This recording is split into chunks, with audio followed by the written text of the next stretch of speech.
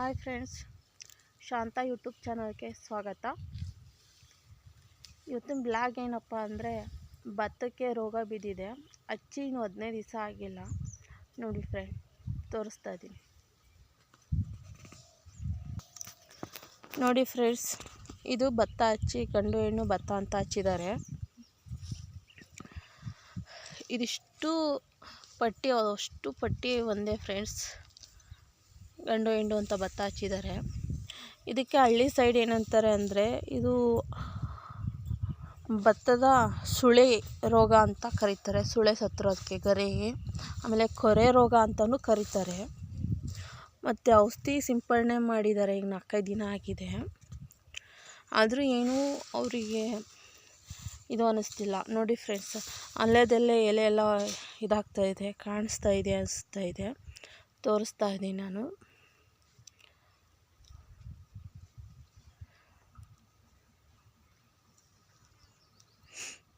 ನೋಡ್ತಾ ಇದ್ದೀರಲ್ಲ ಫ್ರೆಂಡ್ಸ್, ಈ ಥರ ಇದೆ.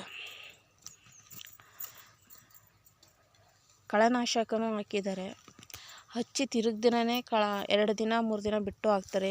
ಇಲ್ಲ ಅಂದರೆ ಹಚ್ಚಿ ತಿರುಗಿ ದಿನ ಅಥವಾ ಅವತ್ತೇ ಕಳೆನಾಶಕ ಔಷಧಿನೂ ಹಾಕಿಬಿಡ್ತಾರೆ. ಅದು ತುಂಬಾ ಇದು ಮಾಡ್ತಾ ಇದ್ದಾರೆ. ಆದರೆ ಏನು ಮಾಡೋಕ್ಕಾಗುತ್ತೆ ಫ್ರೆಂಡ್ಸ್, ಹಳ್ಳಿ ರೈತರು ಜೀವನ ಎಷ್ಟು ಕಷ್ಟ ಇರುತ್ತೆ ಅನ್ನೋದಕ್ಕಿದೆ ನೋಡಿ. ಬಂಡವಾಳ ತಂದು ಹೊಲಕ್ಕೆ ಹಾಕಿರ್ತಾರೆ. ಭೂಮಿ ತಾಯಿ ಬೆಳೆದು ಕೈಗೆ ಹಿಡಿಬೇಕವರಿಗೂ ರೈತರಿಗೆ ಕಷ್ಟ ತಪ್ಪಿದ್ದಲ್ಲ. ನೋಡಿ ಫ್ರೆಂಡ್ಸ್, ಅಲ್ಲೇದಲ್ಲೇ ಗರಿನೂ ಒಣಗ್ತಾ ಇದೆ, ಔಷಧಿನೂ ಹೊಡೆದಿದ್ದಾರೆ. ಕೊರೆ ರೋಗ, ಸುಳೆ ರೋಗ ಅಂತ ಅಂತಾರೆ. ನೋಡಿ ಫ್ರೆಂಡ್ಸ್, ಕೆರೆಗಳದ್ದು ಸೊಪ್ಪು ಯಾವ ಥರ ಬೆಳೆದಿದೆ ನೋಡಿ ಭತ್ತ ಗದ್ದೆ ಒಳಗೆ. ಏನೂ ಮಾಡೋ ಆಗಿಲ್ಲ. ಆದರೂ ಏನು ಮಾಡೋಕ್ಕೂ ಆಗಲ್ಲ. ಮಾಡೋ ಪ್ರಯತ್ನ ಮಾಡಲೇಬೇಕಲ್ವ. ರಾಸಾಯನಿಕ ಬಳಸೋದು, ಸಾವಯವ ಏನೂ ಅಲ್ಲ.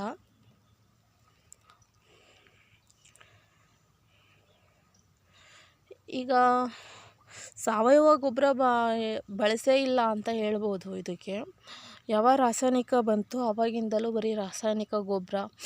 10-20, 16, 20-20, 19 ಔಷಧಿ. ಆ ಟೈಮಿಗೆ ಯಾವ ಔಷಧಿ ಬೇಕು ಅನ್ನೋದು ಅವಾಗ ಅಂಗಡಿ ಒಳಗೆ ಕೇಳ್ತಾರೆ, ಈ ಥರ ಆಗಿದೆ ಅಂತ.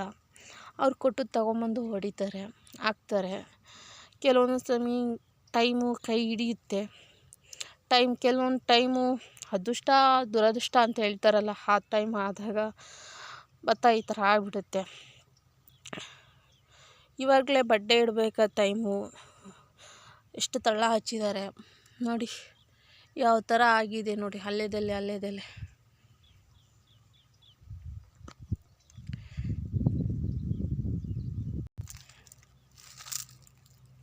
ಎಲ್ಲ ಗದ್ದೆ ಪೂರ್ತಿ ಅದೇ ಥರನೇ ಆಗ್ತಾಯಿದೆ ನೋಡಿ ಫ್ರೆಂಡ್. ನಾನು ತೋರಿಸ್ತಾ ಇದ್ದೀನಿ. ಒಂದು ಸೈಡ್ ಅಂತ ಏನಲ್ಲ, ಒಂದು ತಕ್ಕಂತಲ್ಲ, ಎಲ್ಲ ಮಡಿನೂ ಅದೇ ಥರನೇ ಆಗ್ತಾಯಿದೆ. ಏನು ಮಾಡಬೇಕು ಅಂತಲೇ ಗೊತ್ತಾಗಲ್ಲ ಇಂಥ ಪರಿಸ್ಥಿತಿ ರೈತರಿಗೆ. ಔಷಧಿ ಅಂಗಡಿಗೆ ಹೋದರೆ ಔಷಧಿ ಕೊಡೋರು ರೇಟ್ ನೋಡಿದ್ರೆ ಔಷಧಿಗಳು ಕೊಂಡ್ಕೊಬೇಕು. ರಾಸಾಯನಿಕ ಅಂದರೆ ಅಷ್ಟಿಷ್ಟು ಇರೋಲ್ಲ. 1,000, 2,000, 3,000, 5,000 ಗಂಟಲೆ ಟಾನಿಕ್ ಇರುತ್ತೆ ಔಷಧಿ ಹೊಡೆಯೋಕ್ಕೆ. ಅಂಥ ರೇಟ್ನಾಗೂ ತಂದು ಹೊಡೆದು ಬೆಳೆದ್ರೂ ರೇಟ್ ಸಿಗೋದಿಲ್ಲ ಮುಂದೆ. ನೋಡಿ ಈ ಪರಿಸ್ಥಿತಿ ರೈತರದ್ದು. ನೋಡಿ, ಕೆರೆ ನೀರು ಹಾಸೋದ್ರಿಂದ ಕೆರೆಗಳ ಸೊಪ್ಪು, ಈ ಥರ ಸೊಪ್ಪು ಬಂದು ಯಾವ ಥರ ಗದ್ದೆ ಒಳಗೆ ಕಟ್ಟುತ್ತೆ ಅಂತ ನೋಡಿದ್ರಲ್ಲ. ನೋಡಿ ಎಷ್ಟು ಇದಾಗಿದೆ ಅಂತ. ನೀರೇನು ಇದು ಮಾಡಿಲ್ಲ, ನೀರು ಕಟ್ತಾನೆ ಇದ್ದಾರೆ. ಔಷಧಿ ಹೊಡೆದ್ರದಿಂದ ಸ್ವಲ್ಪ ನೀರು ಕಂಟ್ರೋಲ್ ಮಾಡಿದ್ದಾರೆ. ಸ್ವಲ್ಪ ನೀರು ತೆಗೆದುಬಿಟ್ಟು ಔಷಧಿ ಹೊಡೆದಿದ್ದಾರೆ.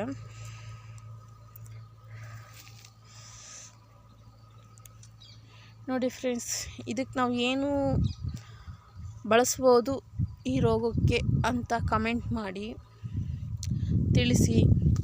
ನೋಡಿ ಯಾವ ಥರ ಒಣಗ್ತಾ ಇದೆ ಗರಿಗಳೆಲ್ಲ ಅಂತ ನೋಡಿ.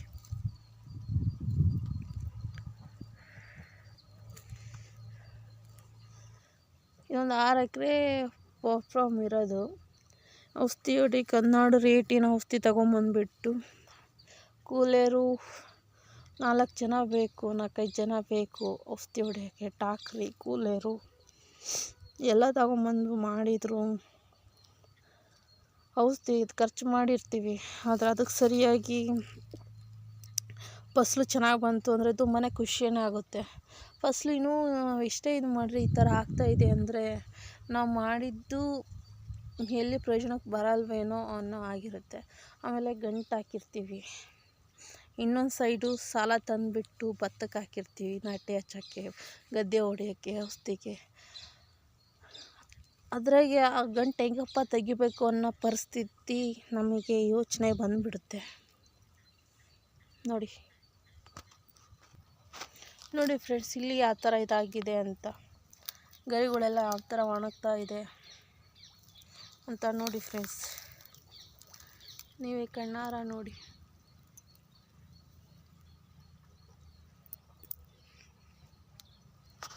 ಇದಕ್ಕೆ ಏನು ಕಮೆಂಟ್ ಹಾಕ್ತೀರಾ ನೋಡಿ, ಅದಕ್ಕೆ ಯಾವ ಔಷಧಿ ಬಳಸಬೇಕು ಅಂತ ಕಮೆಂಟ್ ಮಾಡಿ ತಿಳಿಸಿ.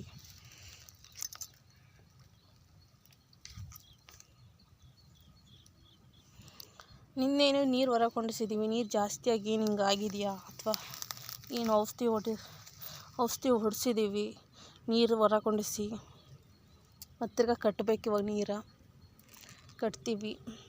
ಒಂದು ಸ್ವಲ್ಪ ಇಲ್ಲಿ ಒಂದು ಸ್ವಲ್ಪ ಉಬ್ಬ ಇದೆ, ಇಲ್ಲಿ ಒಣಗಿದೆಯಲ್ಲ, ಅಲ್ಲಿ ಒಂದು ಸ್ವಲ್ಪ ಭೂಮಿಯಲ್ಲಿ ಉಬ್ಬ ಇದೆ, ಹಾಗಾಗಿ ಇಲ್ಲೊಂದು ಸ್ವಲ್ಪ ನೀರು ಹತ್ತೋದು ಕಷ್ಟ. ಫುಲ್ ನೀರು, ಸ್ವಲ್ಪ ನೀರು ಕಡಿಮೆ ಮಾಡಿದ್ದೀವಿ ನೋಡಿ. ಇಷ್ಟೆಲ್ಲ ಕಷ್ಟ ಇದೆ ನೋಡಿ. ಒಂದು ಭತ್ತ ಬೆಳಿಬೇಕು ಅಂತಂದರೆ, ಅನ್ನ ಊಟ ಮಾಡಬೇಕು ಅಂದರೆ ರೈತರು ಪಡೋ ಕಷ್ಟ ಒಂದಲ್ಲ ಎರಡಲ್ಲ.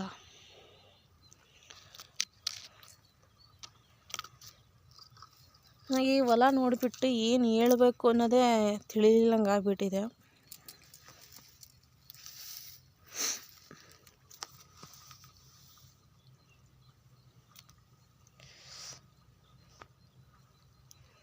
ಈಗ ಮತ್ತಿರ್ಗ ಇವತ್ತು ಔಷಧಿ ತೊಗೊಂಬರ್ಬೇಕು ಅಂತ ಹೋಗಿದ್ದಾರೆ, ಮತ್ತಿರ್ಗ ಔಷಧಿ ಹೊಡಿಬೇಕು ಅಂತ.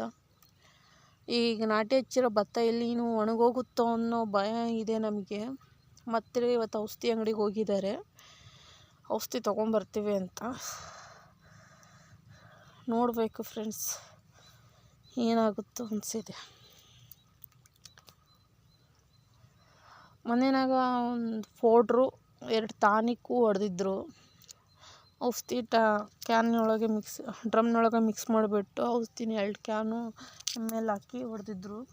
5 ml ಹಾಕಿದ್ರು ಒಂದೊಂದು ಡ್ರಮ್ಮಿಗೆ. ಅವ್ರು ಹೇಳಿದಂತೆ ಹೊಡೆದಿದ್ರು. ಆದರೂ ಇದು ರೋಗ ಕಂಟ್ರೋಲ್ ಬಂದಿಲ್ಲ ಫ್ರೆಂಡ್ಸ್.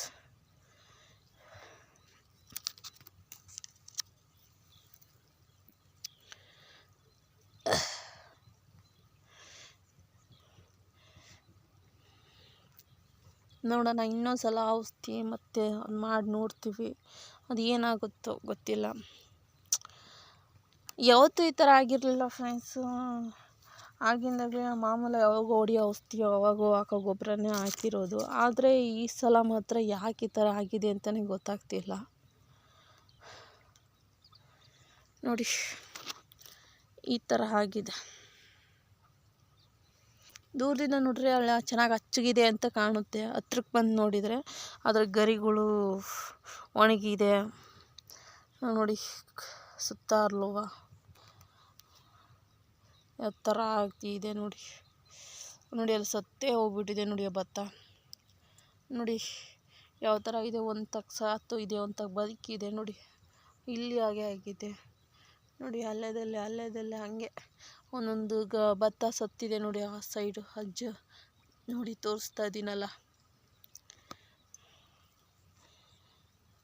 ಈಗ ಮತ್ತಿರ್ಗ ಎಲ್ಲಿ ಭತ್ತ ಸತ್ತಿದೆಯೋ ಅಲ್ಲಿ ಮತ್ತಿರ್ಗ ಭತ್ತ ಸೊಸೆ ತಂದು ಹಚ್ಬೇಕು ನಾವು. ಗುಣಿಗೆ ಮತ್ತಿರ್ಗ ಭತ್ತ ಹಚ್ಚಬೇಕು. ಹೊತ್ತಕ್ಕೆಲ್ಲ ಔಷಧಿನೂ ಸಿಂಪರಣೆ ಮಾಡ್ತೀವಿ.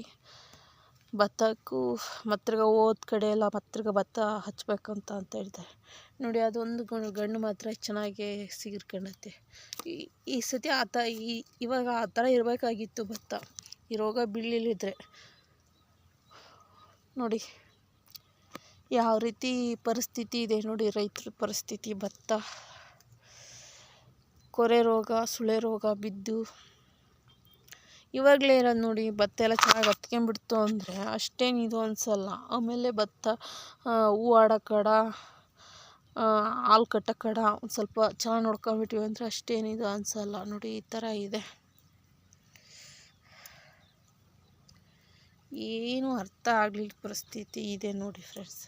ಇದಕ್ಕೇನಿಲ್ಲ ಅಂದರೂ ನಾಟಿ ಹಚ್ಚೋಕ್ಕೆ 1 ಎಕರೆ ಹಚ್ಚೋಕ್ಕೆ 5,000-5,500 ಸಾವಿರ ಕೊಟ್ಟಿದ್ದೀವಿ. ರೊಳ್ಳೆಗೆ 7,000-8,000 ರೂಪಾಯಿ ರೊಕ್ಕ ಹಾಕಿದ್ದೀವಿ 1 ಎಕರೆಗೆ. ಸೊಸೆ ಭತ್ತ ಹಚ್ಚೋರು, ಕೂಲಿಯರು, ಭಾಳ ಕೆಲಸಗಳಿದೆ. ಏನಂಗೆ ಅನ್ನ ರೆಡಿಯಾಗಿ ಬಂದುಬಿಡಲ್ಲ.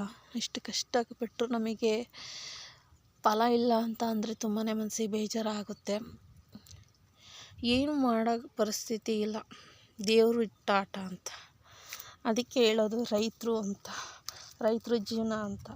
ಏಳು ಬೀಳು ಅನ್ನೋದು ಜೀವನದಾಗೆ ಕಲ್ತು ಬಿಡ್ತಾನೆ ರೈತ. ಅವನಿಗೆ ಚೆನ್ನಾಗಿ ಬೆಳೆ ಬಂತು ಅಂದರೆ ಲಾಟ್ರಿ ಹೊಡೆದಂಗೆ. ಚೆನ್ನಾಗಿ ಬೆಳೆ ಬರಲಿಲ್ಲ ಅಂದರೆ ಈ ಥರ ರೋಗ ರುಜಿನಗಳಿಗೆ ಸಾಲ ಮಾಡಿಕೊಂಡು ಸಾಲಗಾರ ಆಗಿಬಿಡ್ತಾನೆ ರೈತ. ಈ ಸಾಲ ಈ ಕಡೆ ಬಡ್ಡಿ ತಂದಿರ್ತಾನೆ, ಬಡ್ಡಿನೂ ತೀರ್ಸೋಕ್ಕಾಗದೆ, ಸಾಲ ಕೊಟ್ಟರಿಗೆ ಕೊಡೋಕ್ಕೂ ಆಗದೆ ಮನೆ ಬಾಗಿಲಿಗೆ ಬಂದು ದಾಂಧಲಿ ಮಾಡ್ತಿರ್ತಾರೆ ರೈತರ ಪರಿಸ್ಥಿತಿ. ಈಗ ಹಾಗೆ ಈ ರೋಗ ರುಜಿನಿಗೆ ಮತ್ತು ರಾಸಾಯನಿಕ ಗೊಬ್ಬರ ರೇಟ್ ಬೇರೆ, ಅದಕ್ಕೆ ಹಾಕಿ ರೈತ ಸಾಲಗಾರ ಆಗಿ ರೈತ ಹೊಲ್ದಾಗ ಹಾಕಿದ್ದಕ್ಕೂ ಮನೆಗೆ ಊಟ ಮಾಡಿದ್ದಕ್ಕೂ ಆಗುತ್ತೆ ಹೊರ್ತು ಅವನು ಎಲ್ಲಿ ಈ 4 ಕಾಸು ದುಡ್ಡು ಮಾಡಿಟ್ಕೊಂಡಾನೆ ಅನ್ನೋದು ಗೊತ್ತಿಲ್ಲ ಫ್ರೆಂಡ್ಸ್. ಆದರೆ ಎಲ್ಲೋ ಹತ್ರಕ್ಕೊಬ್ಬರು ಮಾಡಿದ್ದಾರೆ, ಫಸಲು ಬಂದಿದೆ ಇಲ್ಲ ಅಂತೇಳಲ್ಲ. ಆದರೆ ಕೆಲವರು ಭಾಳ ರೈತರದು 90% ರೈತರುಗಳು ಕೇಳಬಾರ್ದು ಹಳ್ಳಿಗಳಲ್ಲಿ. ರೈತರ ಜೀವನ ಈ ಥರ ಇದೆ ಫ್ರೆಂಡ್ಸ್. ನಮ್ಮ ಯೂಟ್ಯೂಬ್ ಚಾನಲ್ಗೆ ಸಬ್ಸ್ಕ್ರೈಬ್ ಮಾಡಿ, ಲೈಕ್ ಮಾಡಿ, ಶೇರ್ ಮಾಡಿ, ಸಪೋರ್ಟ್ ಮಾಡ್ತಾಯಿರಿ ಫ್ರೆಂಡ್ಸ್. Thank you.